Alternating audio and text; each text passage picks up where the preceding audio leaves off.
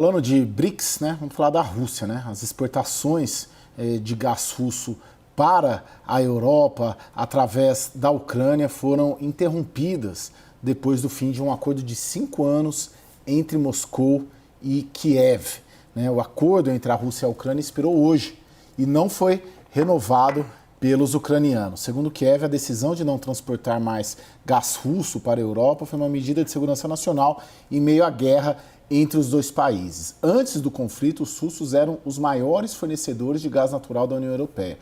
O acordo que terminou hoje representava cerca de 5% do total das importações de gás do bloco. E desde o início da guerra, no entanto, os países europeus têm tentado reduzir as importações de gás russo. Lorival, de certa maneira, essa suspensão mina, né, tem uma estratégia ali de minar uma fonte de financiamento para a Rússia, né, de recursos para a guerra, e fazer Moscou perder, talvez, poder de barganha com os europeus, né? Com os europeus ocidentais, vamos chamar assim. Funciona? Isso intimida, atrapalha ali os planos da Rússia, econômicos, inclusive? E os europeus orientais também, porque a República Tcheca, a Polônia, a Hungria, esses países recebiam esse gás, né? Assim como a Itália, que já é a Europa meridional / ocidental. Mas sim, é algo que machuca a Rússia, porque, veja, a Rússia recebia 900 milhões de euros por dia de pagamento no gás, do gás que fornecia para a Europa. 45% do gás consumido pela Europa antes da invasão da Ucrânia vinha da Rússia. Isso caiu para 15%. E, como você destacou, hoje 5% vinham por meio da Ucrânia, então você fecha em 10%, né? E isso era uma fonte de receita importante, que o último dado que eu vi caiu para 100 milhões de euros por dia, certamente agora cai bem mais. E a Europa se preparou para isso, o Zelensky avisou 1 ano atrás que faria isso, que não renovaria, então a Europa foi substituindo. O planeta está se aquecendo, infelizmente, mas nesse caso acaba sendo um benefício para os consumidores de energia, né? Porque os invernos não são tão rigorosos, não tem tanto uso de gás de calefação.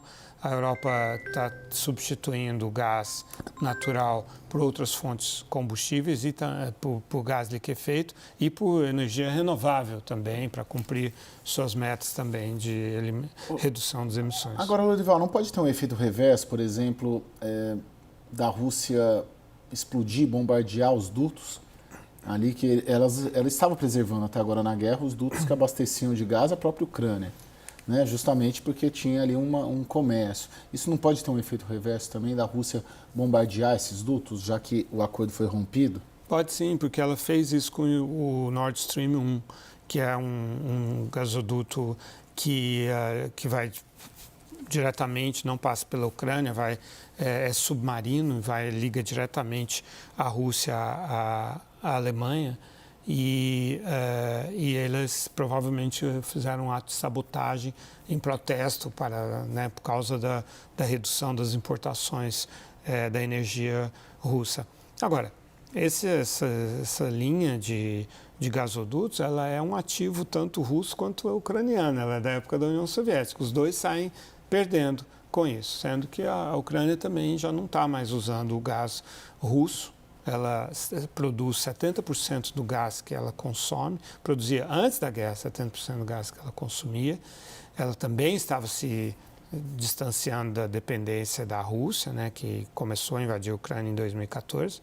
E, além disso, o resto ela importa de outros países. Então, acaba que esses gasodutos agora estão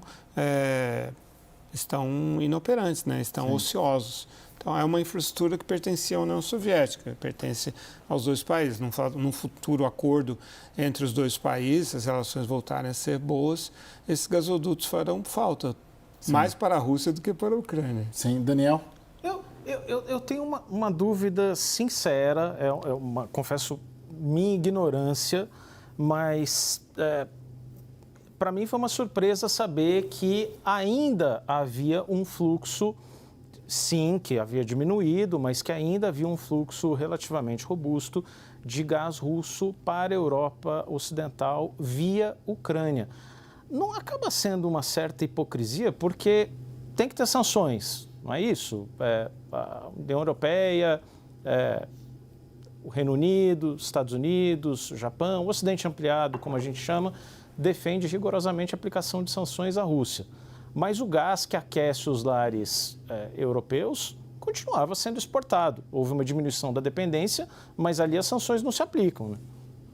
Essa redução ela é gradual, né? Porque o gás ele é de difícil substituição, né? Então, a própria Rússia tem imensa dificuldade para redirecionar esse gás, porque você precisa de gasodutos, a menos que você tenha infraestrutura para a liquefação desse gás, que é algo que os países como a Polônia construíram, a Alemanha também, mas isso leva tempo, requer investimentos e tal. Mas o gás é uma parte da matriz que é bem difícil de substituir, mas a Europa estava trabalhando nisso. Então, como eu disse, reduziu de 45% do consumo, né, do gás russo, que representava o consumo total da Europa, para 15%, agora cai abruptamente para 10%, é uma redução substancial. Além disso, todo o petróleo russo deixou de ser comprado e todos os outros produtos e milhares de empresas europeias e americanas se retiraram da Rússia, perderam